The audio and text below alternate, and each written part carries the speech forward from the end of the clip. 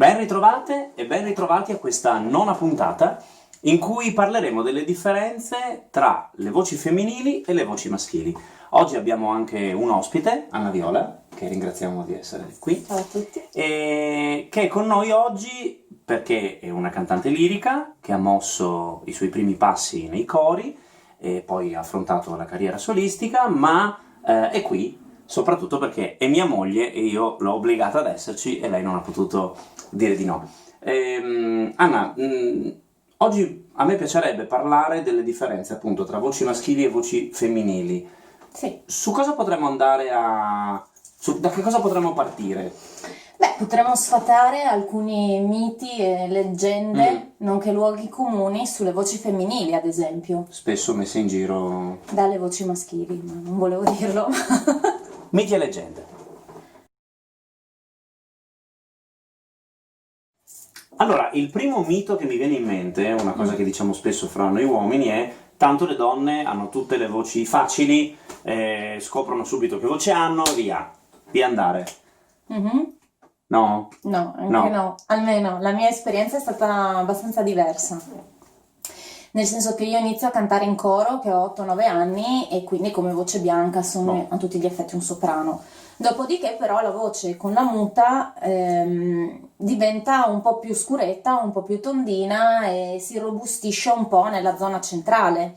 Questo unito al fatto che comunque io studiavo pianoforte, poi ho iniziato a studiare in conservatorio organo, mi rendeva il candidato perfetto per essere un mezzosoprano in un coro. Quindi parcheggiata lì. Sì, bella, comoda anche perché comunque i mezzosoprani in questo, soprattutto mezzosoprani in coro, hanno tutto il mio sostegno perché hanno di solito la parte vocale più ingrata di tutti perché gli è richiesto comunque di dare un bel sostegno e un bel peso in una zona in cui comunque devono dare un sostegno armonico ai brani.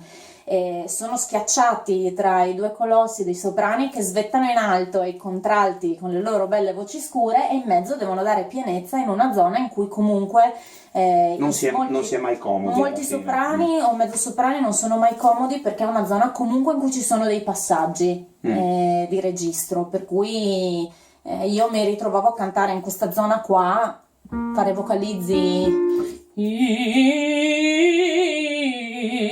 Proprio. e poi avevo questo, mi dava anche soddisfazione cantare qua perché avevo scoperto questo registro di misto petto in cui riuscivo a cantare con una certa comodità. Certo poi non riuscivo a salire perché di fatto non sapendo come fare arrivavo fino facendo così, scurendo un po', inciccendo, però poi non sapevo come fare. Quindi poi la rivelazione La invece? rivelazione è stata la prima lezione, che poi non era una lezione, è stata la mia prima audizione da cantante, il mio primo incontro con quella che poi è stata la mia prima insegnante di canto, Cecilia Fusco, che diciamo, la prima scaletta che mi ha fatto fare, il primo vocalizzo, mi ha portato fino qua.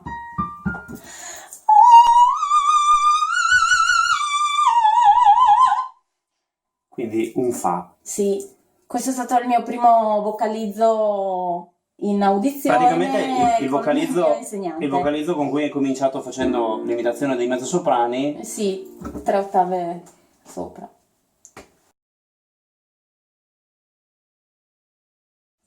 Una parola che mi ha colpito molto prima è stata la parola passaggio. Perché noi uomini spesso diciamo sempre, ma tanto le donne che ne sanno dei nostri problemi, non hanno il passaggio, vanno dritte su, tornano giù, non ne cambia niente. Anche no, Anche nel no. senso, anche per le donne esistono i passaggi, I per passaggi. quello che mi riguarda e per quella che è la mia esperienza, esistono più passaggi. Io nel corso degli anni ho capito che ogni singola nota ha una posizione diversa dalla precedente e dalla successiva.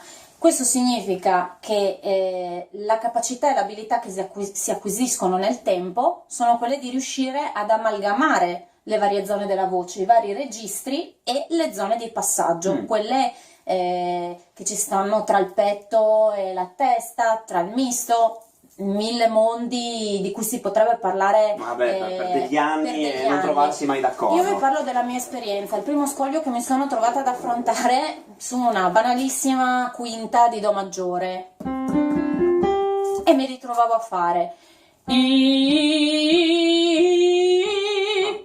mi ritrovavo a fare uno yodler, Sì. che non è quello che ci si auspica, diciamo. Per cui nel corso degli anni cosa ho imparato a fare? Partire dalla quinta e fare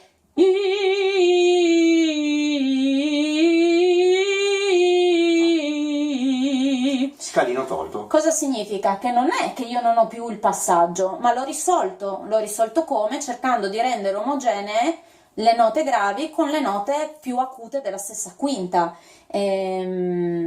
Questo poi è un esempio che si può riportare in varie zone della voce. Per ogni singola persona questa cosa è diversa, succede in zone diverse della voce, dalla zona più grave alla zona più acuta.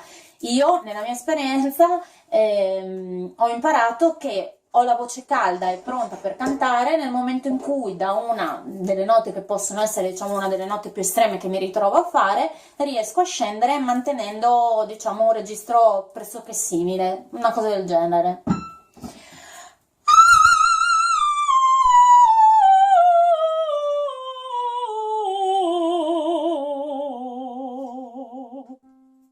Quindi arrivi di nuovo a quel do di prima, Esatto. con una posizione molto diversa, più in maschera per quello che mi riguarda, un po' più alta e più simile alla nota dell'estremo acuto che mi trovo a fare. Non saranno mai uguali, è impossibile che siano uguali, però certo, stando sempre sulla stessa colonna dell'aria, riescono a essere un po' più omogenee timbricamente. Quindi voci maschili, anche se i soprani fanno dei mi sopracuti seduti, hanno anche loro le loro difficoltà, i loro passaggi e tutte le cose che noi pensiamo che loro non abbiano. Quindi rispetto. E spero che sia tutto chiaro, spero di rivedervi alla prossima puntata e mi raccomando, buono studio!